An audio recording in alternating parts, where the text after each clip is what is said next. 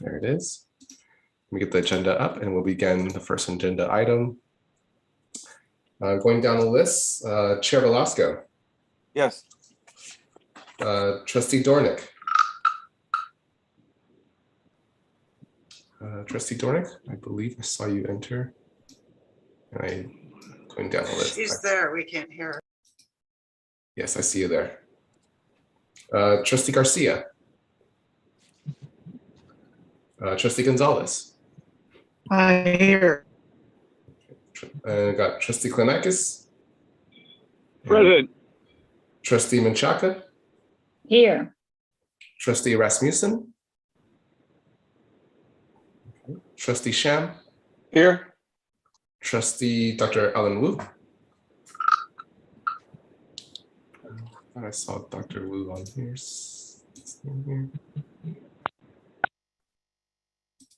Okay. Well, with that, we do have a quorum. Chair Velasco. Okay, great. Thank you. All right. So we have the roll call already. So we're going to move on to item 1.2, order of business. Do any of the trustees wish to speak on this item? No, hearing none. Move on to item 2. Okay, Levy, would you have any public comments submitted? Checking right now. At this point, we do not have any public comment. Okay.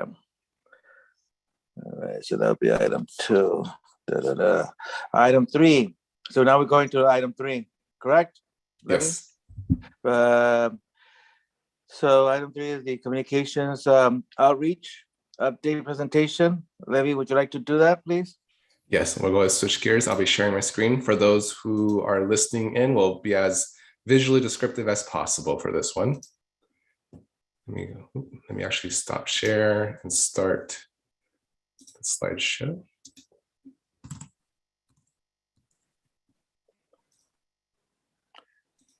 As you're getting ready, Levy, just for the trustees, anyone, feel free to chime in because it's going to be a very short agenda. It's basically going to just be a presentation from Levy to let us know what we're doing and what we're planning to do and how does it look in the future with the virus. Mm-hmm. Right? Yes, and we're talking a lot on how we educate your residents and actually every stakeholder in our district and beyond. So I'm ready now. I'll get the caption going so it's ADA accessible as well. Good morning, everyone. My name is Levy Sun, Communications Director here at the district. Joining me is the entire communications team, Pablo, Ali, Carol-Ann, and Christian. We also have a special guest from a different department, surveillance department, Jung Kim. You'll see why in a minute, why she's on with us. She played a very pivotal role in a big project we launched more recently, and we'll get to that in a second. So the goal for this update is actually requested by this committee to have a quarterly update on all things related to communications at the district. And I want to start off with just talking about our overall strategy, and that is the database swarm strategy. Everything we do is circled around swarming, and that is strategic warnings and repetitive messaging. And that starts with, so strategic warnings are immediate needs to educate a high-risk area. So think of acute issues. So if we have a flare-up in West Nile virus activity, or if there is a local transmission of an 80s-born disease like Zika virus or yellow fever virus, we're immediately out there educating that specific area. Long-term, we do try to switch our strategic warnings into repetitive messaging. We know that through many social science research that it requires a lot of repetition for a lot of messages to sink in. That's why we like to use messages such as tip, toss, protect, or don't give mosquitoes a biting chance very frequently, so it sinks in and that people are more aware of who we are and what we do and what we need them to do. So swarm strategy is all encompassing of nearly everything we do, even if we are impacted by a pandemic. So on this screen here, it shows a chart that shows outreach activity 2019 versus 2020. The purple bars represents 2019, shows a high level of participation and engagement with the community. And in 2020, that did drop off significantly, unfortunately, due to the pandemic and closure of many events. So I'll start off with talking about our community events. Since 2020 and moving into this year, 2021, we've had a nice surge of events with your residents. We even implemented a new activity called Mosquito Loteria, which is like bingo. And that has been a huge success, not just with the little kids, but with also adults. So looking at this graph here, it shows 2020 versus 2021 year to date. And we are actually seeing an uptick, nearly double the amount of attendees we normally or we saw last year. So we are on the mend, not quite where we were in 2019, but we're definitely getting back out there in your communities. This next slide shows a map of where we are.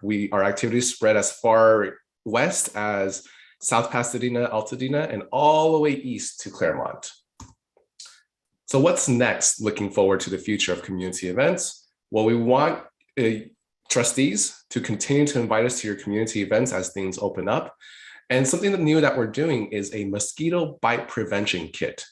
On the screen is a mock-up, a 3D mock-up of this box. And this box is meant to be delivered to all cities at the beginning of the calendar year, so around February, so that they can use it during their events if we are not able to participate. And in this box are repellent wipes, along with brochures on how residents can stay safe and bite-free. The goal of this box is to make it so that there's something on the table at city events that can attract residents to come and learn more about mosquito bite prevention. Next up in this update is our social media engagement. We have a lot of platforms we're on, from Facebook to Instagram, LinkedIn, Nextdoor, Twitter, and YouTube. And it's run by our communication specialist, Pablo Cabrera. And he not only runs these 6 platforms that you see for the district, but also an alternate profile for Ada Ease, our mosquito character that has considered the most famous mosquito mascot in the world. Now, we do get questions about TikTok and other emerging or popular platforms. And right now we are not able to get on TikTok because, according to the law and for Public Records Acts, both federal and state, we need to archive every post and comment. And right now we're using a service called Archive Social. And unfortunately, Archive Social does not support any archiving for TikTok or any other platforms out there. But once they do, we'll definitely explore the option to include more platforms if needed. Our social media engagement is this next slide here, shows 2019 versus 2020 to 2021. We did see a reduction from 2019 to 2020, not so much because of the pandemic, but more so because of algorithm changes in digital advertisement. We did a lot of advertising on Facebook and Instagram in 2019, but because of some algorithm changes and also early on or actually middle of 2020, there was huge backlash against advertisers on Facebook and Instagram, to the point where people were boycotting those who were advertising on Facebook and Instagram. And because of that, we scaled back dramatically our digital advertising, which would normally help us reach huge swaths of the district. But we're getting back into the advertising this year, and we're gonna increase it looking forward. Something that happened in this past year for this update is increasing our virtual partnerships. This slide here shows our Mosquito Bites live programming, which is done mostly on Instagram Live. So this is, think of it like a radio show or a live streamed video with another partner that also has Instagram. And some notable participants or guests have been the GLOBE program, which is a NASA sponsored program, and also partnership with the American Public Health Association. The beauty of going into a virtual format with partnerships is that it allows us to share our resources and expand our messaging to more than our usual reach within just our district. And many of these partners come to us asking to be our partners because of how well we are running our social media and also how well we are branding ourselves online. And it's not always just about likes and shares. Pablo, I believe you have something to speak about engagement as well. Yes, thank you so much, Levy.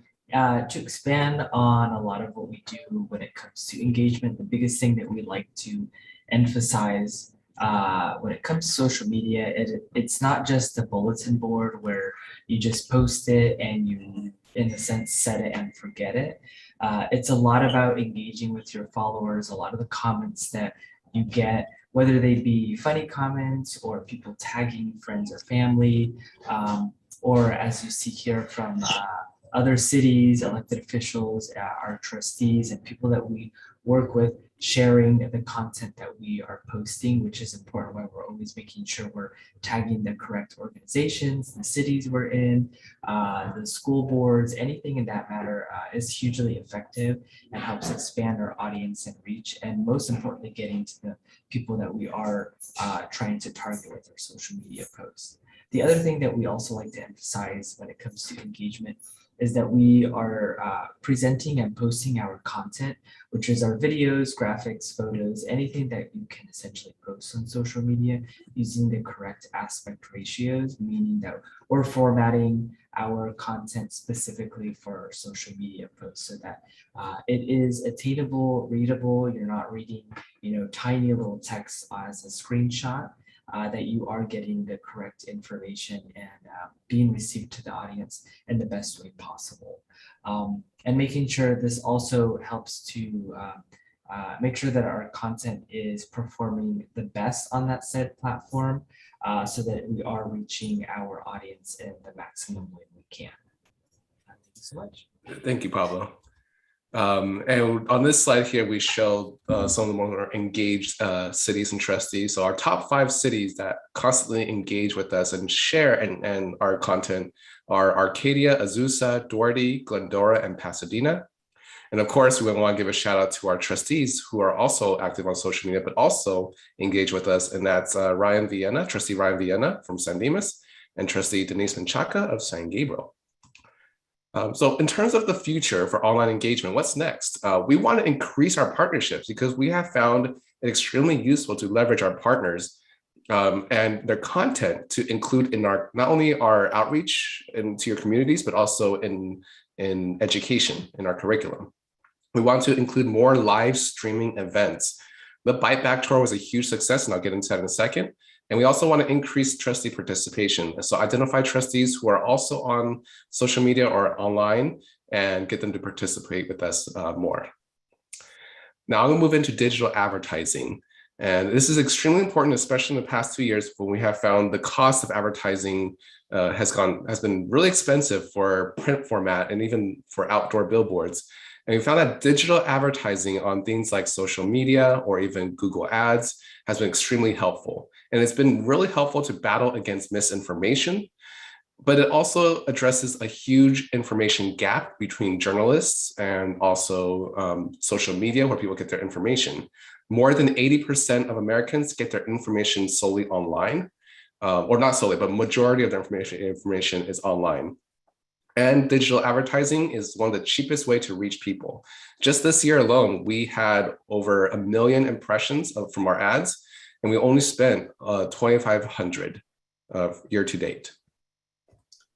Just to give a quick review of some of the things we use, one of them is Google Ads. So what this does is I set up some keywords, and based on these keywords, if a resident or anyone standing in our jurisdiction search something like Aedes mosquitoes, there's a good chance that an ad will pop up like you see on the screen, directing them to our website to learn more about Aedes mosquitoes. The beauty of this is that if we didn't have those ads up, they would have gone to other websites, like to the CDC or to another vector control district, which may not have relevant information about Aedes in San Gabriel Valley. On the back end, for us, we get to see exactly where these ads or these searches are popping up more often. So if we see, oh my gosh, there's a sudden huge uptick in Aedes mosquitoes or West Nile virus in, say, for example, Pomona, then we know that something is happening there where it's triggering people to search more about West Nile virus or Aedes mosquitoes, and we can help direct a lot of our strategy and education to address that. Something new that we did this past year to educate people about mosquito-borne diseases is getting on the Hulu network. Hulu is an on-demand streaming service. It is actually the largest streaming service that allows for advertising. And what's really neat about Hulu is that it allows us to target lifestyles. So we can target, millennials in general. We can target parents with school-age children. We can even tap into those who are do-it-yourself types or are into healthy living and of all age groups, and direct specific content, video content just to them. And this has been extremely helpful because we get to see it on the back end on how it performs. And there's a table here or a graph here that shows that a majority of people actually get our ads on Hulu from their living room devices versus their computers or their phones. Now I'm going to move into media relations. For those of you who've ever worked with media or the reporters in the past couple of years, it's been very difficult. We not only have a very busy and loud LA media market, but in the past 2 years, we've seen, and I personally have experienced a lot of lost contacts, reporters who either quit or were laid off. And this has made it much more difficult to reach audiences. And that does result in more people getting information online or from just news feeds that are put together by larger entities that are reporting news. But despite that, we've had some great media relations successes this year so far. We've been able to not only be on New York Times, but we've been in obviously our LA Times paper and also a Washington Post and USA Today. Now, a lot of this stemmed from not so much press releases, but more so to do with our digital advertising. A lot of the reporters actually admitted that they saw an ad that was run on, say, a website that was by us, or they would be sitting at their computers or they're at home, they're watching Hulu. In fact, one of the reporters told me that she was watching Hulu and she saw one of our ads, and that caused her to want to reach out to us to learn more about the mosquito issues here in San Gabriel Valley. So we had a lot of great media relations success, and I plan to continue that forward to improve how we reach audiences with digital advertising. But I want us to also be more strategic in identifying millennial families and other lifestyle groups who are starting to make bigger and bigger decisions about how they transform their yards and how they may impact mosquitoes and mosquito-borne diseases in our district and how it spreads. I'm going to go ahead and now dive into Bite Back program. I know we have a lot. I feel like there's always, but wait, there's more every time I move to a new section. So now we're going to talk about the Bite Back program. For those of you who aren't familiar with it, it is a grassroots approach to mosquito solutions in neighborhoods. And a lot of residents who sign up to be part of the Bite Back program are those who want to do more than just put on repellent and tip and toss around their home. They want to mobilize their community. They want to get their neighbors together and bite back against these mosquitoes. One notable thing that from the Bite Back program is the Bite Back Tour. Many of you participated in the Bite Back Tour. It's our virtual tour of San Gabriel Valley. And by the numbers, we reached a lot of people because we not only streamed on our website, but we also streamed on Facebook, Twitter, YouTube, and promoted it afterwards on social media, including on Nextdoor. In fact, it was so successful that we saw the same amount of participation online as we do normally in person at community events, which is great. And a lot of the content that we broadcasted were not just your lecture type stuff, because we have found that a lot of your residents, they kind of are bored of being lectured at by a public health agency. So we made it the format to be much more fun and casual. And we had people from the field reporting in and showing off our traps, certain sources of water, and just got really casual and informative with our content. On this next slide is just a slide showing all our special guests from not just trustees, but also partners from agencies such as the Altadena Town Council. We have folks from Assemblymember Holden's office. We have also partners from, let's see, where can I find it there? She's in here somewhere. We had a Theodore Payne Foundation also joined us to talk about California native plants. So what's next in the Bite Back program? We're thinking of increasing or expanding our program to hopefully include cities, so city level. cities can participate and join in and become labeled Bite Back City Champions. We're also going to look at our Bite Back Tour. We're going to reformat it just a bit to target what I mentioned earlier with lifestyle groups, and more details will come shortly. But we do expect more trustees to be involved with the promotion of our Bite Back program in the future. All right, last big section is, I want to say almost everyone's favorite section, is our EcoHealth Vector Education Program. We can educate the adults all we want, but we can't forget about the little ones. And just to take a look at our numbers on this slide here, it shows 2020 reach of EcoHealth to 2021, how many students we've reached. And we do see an uptick. A lot of this is due to a lot of schools either were still in lockdown early on this year, or they were not allowing any outside visitors coming on site. But that also the numbers were affected also by teachers also being overwhelmed, not having the bandwidth to take on more than they could already due to the pandemic. But the numbers show that we are on the mend. We are definitely increasing our reach, not only to schools, but also to libraries, scout programs, and other educational type activities. So I teased this in the very beginning. This is a very new project that was recently published and launched. It's called Journey of the Germ. And this is a very special treat to all the trustees who are tuning in and also those who are watching online. It's a very new program, but I want to go ahead and toss it over to Caroline, Christian, and Jung to talk more about Journey of the Germ. Good morning. Morning. So Journey of the Germ is an interactive video, excuse me, that was awarded one of the largest chrysalis grants available from the Entomological Society of America in October 2020. They were inspired by our vision to illustrate a complete picture of a critical vector-borne disease cycle in a novel way. Here is why and how Journey of the Germ came to be. Next slide, please. Why did we need an interactive educational experience like Journey of the Germ? First, the California state standards ask teachers to engage students with phenomena. There were no compelling models of the West Nile virus disease cycle available anywhere. Second, we needed to explain the disease cycle in an understandable and memorable way. Third, our message to students, especially teens, must compete with common distractions. Modifying messaging to fit the audience is important in communication.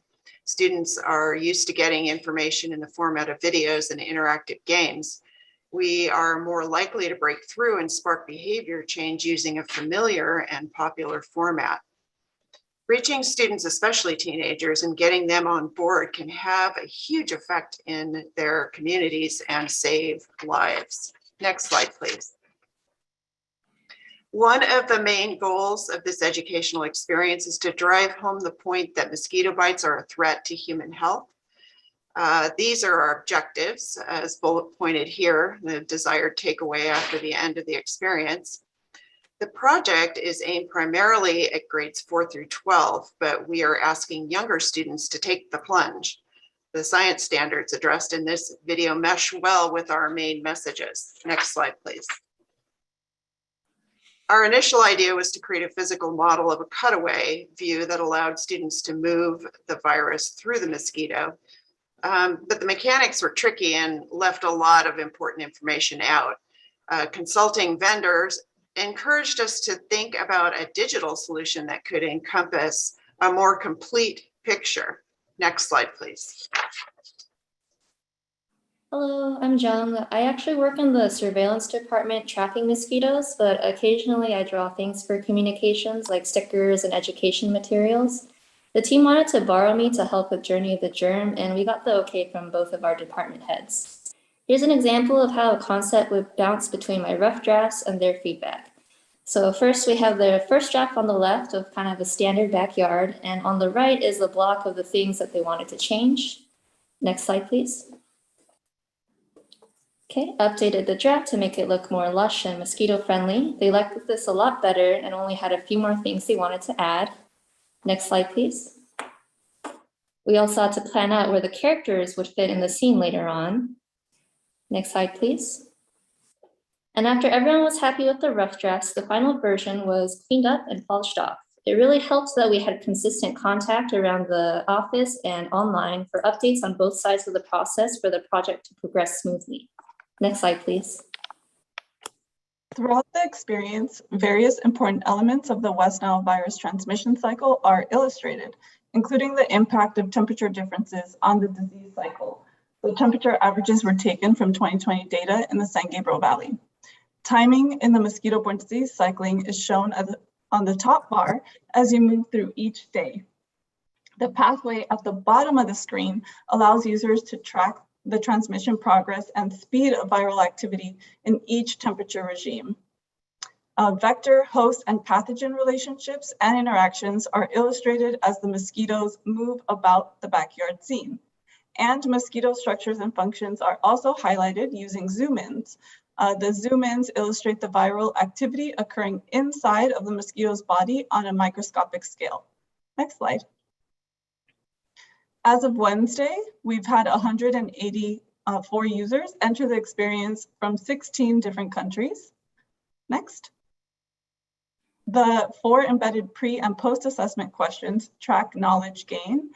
So here we see a gain across all grades on the question regarding bite prevention as key to reducing disease risk.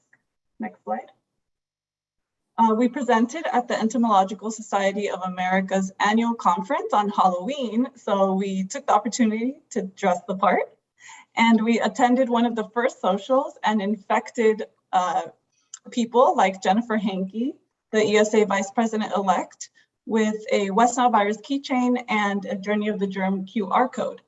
Next. Our presentation was received very well. Next. And after our presentation, many of the attendees were excited to experience Journey of the Germ for themselves. Next. So please share this experience with educators in your network. The web version and apps can be accessed using the QR code on the screen. And the apps for both Android and the iOS mobile devices are available for free on your mobile app store. Thank you. Thank you, Caroline, Jung, and Christian. And just to clarify, you can access all the apps along with the web version on the website journeyofthegerm.org. So please share this with any educator you know. This is made for educators for their classrooms and to supplement any information they have regarding mosquito-borne diseases. So we'll definitely have a lot more updates in the future regarding data that we get. Right. Okay, so what's next overall? This is just a recap of everything. We're going to go ahead and for EcoHealth Vector Education, invest in more tactile displays. Hopefully things open up in the next year or so and we can bring in some tactile displays. And then improve a lot of our existing digital programs like our virtual escape room, grab and go teacher lesson plans, and our Bite Back tour, and hoping to fill the media coverage gap by increasing our digital advertising and on-demand video network advertising. And we really want to build out our partnerships because we have found value in that this past year. And of course, video is king, and it does allow us to share our ideas much more effectively. So we're planning on creating more videos, short videos that can teach people about mosquito-borne diseases and how to stay safe from them. With that, that does conclude our fall 2021 update. At this point, I can take any questions from the committee. Yeah, Levy, I'd just like to, before we open it up to the trustees for questions or comments, I just want to say that thank you to the presentation that you and your staff made. It's great. One thing that I would like to mention to the trustees is that we're basically the eyes and ears of this organization. And it's very important that we engage as much as possible with any information that you send out, Levy, to all the trustees. I know that the cities, we meet every quarter. And we can meet sooner if the trustees feel that we need to meet. But I think that public information, or I call it PR, is extremely important because we need to get the word out basically what you're giving us is to get it out to the other cities. The good thing that we have with the trustees and this committee is that we have a lot of city council people that sit on this board, and it's easier to get that information to all the cities. One thing that I also like to mention is that we need to get these cities, get them more engaged. The cities have billboards, or some cities might have some billboards connections where they would basically donate the time to a nonprofit. I know here in the city of Del Monte, we have several billboards, a couple of them, that if it's for a nonprofit, they would do it free of charge. Also, we have the Longo Toyota. We have the marquees that are up there. They also agreed, we already started doing that here in the city. They agreed to put up any information that we wish if it's a nonprofit organization. Cable stations. A lot of cities have cable stations. Let's take advantage of that. Also, we have the newsletters. Cities have newsletters. And I know that we're working very closely with Levy in regards to what needs to be sent out. So the city also has contacts with press.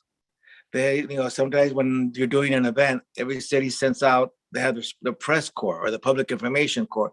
Let's use that. So just wanted to bring that up. So should we just open it up? Any questions, any comments from trustees or staff? And please identify yourselves if you talk. Denise Menchaca from San Gabriel. I had a question. I was looking at the different platforms, and I still don't see anything for the Asian community. What are we doing to focus? Because especially in the East San Gabriel Valley, that's a big population.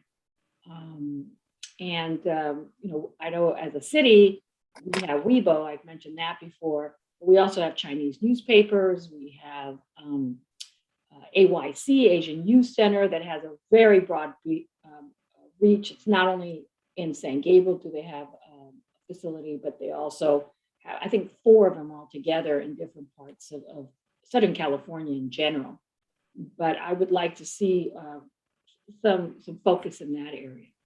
Yeah, that's definitely a growth for our department, actually for the district. So I did get in contact with the PIO for your city, and he referenced me to, I guess, someone who works part-time for them, who helps run Weibo. So I'm getting some more updates. I'm hoping to get a better grasp on how he's been able to use it. As far as the Chinese newspapers and publications go, I have reached out this year, but I must be falling on deaf ears, or I'm not approaching it correctly, but we have had some issues trying to even just advertise. At one point, I just said, we have money to advertise in your paper. What do we need to do? But it didn't really amount to any response from some of these publications. So I'm still poking around, and I know that not only Chinese, but Spanish and other languages are definitely much needed. That was my next question. Yeah, on the Spanish speaking, but okay, yes. Go ahead. Yeah, so Spanish speaking is definitely much more accessible to us in terms of resources. For example, we do have Spanish speaking staff, so they've been able to run Spanish live sessions on Instagram Live. Next year, for one of the tour stops, the Bite Back tour stops, is going to be all Spanish. It's going to be focused on the family and what they do around the home and when they travel. So that's definitely an area that we're going to improve upon. One of our big literature items that we're updating is our Chinese literature. We're going to be adding on traditional Chinese. Right now, it's in simplified Chinese format. We're going to add on traditional to address some of the concerns that some of the Chinese-speaking communities have with using simplified. So it's an area for growth, and and I'm hoping the next few updates I'll have more positive progress towards that direction. Well, I would suggest you to connect with Asian Youth Center, because they have a direct link with every kind of social media and with the newspapers. They have a lot of credibility. They also have like WeChat. They use WeChat a lot, WhatsApp. Mm-hmm. So those are all, very common forms of communication. Yeah. In the Chinese community. And I think, and then just so you know, our public information officer is no longer with us. He's moved on to LA Unified School District. Oh, okay. But you can still connect. I can give you the new contact. We're in the process of hiring someone. Okay, But, yeah. yeah, Probably but perfect. I can give you the new contact for now. Oh, and I did check into WeChat. They came back saying that we need to spend at least 30 to 40,000 a year in advertising before they'll allow us to get a handle on the network. So yikes. Yeah, well, they have a strong reach, but I guess they can make those demands. Yeah, but we're gonna work through our network. That's yeah, all. why don't you work through like other partner organizations? I mean, there's others there, but start with Asian Youth Center. Okay. They're a very large organization, huge budget in the millions. They are a nonprofit, but they do such good work. Like well, they're having a town hall webinar tomorrow. But anyway, and if you need a contact, I can also help you with that. Do you have a flyer that we could personalize just to share with neighbors to start the conversation? Just is this regards to like one of our bite back programs to have them? Yes. Yes, absolutely. We actually do have a bite back program flyer that we can use as a promotion that we can send out.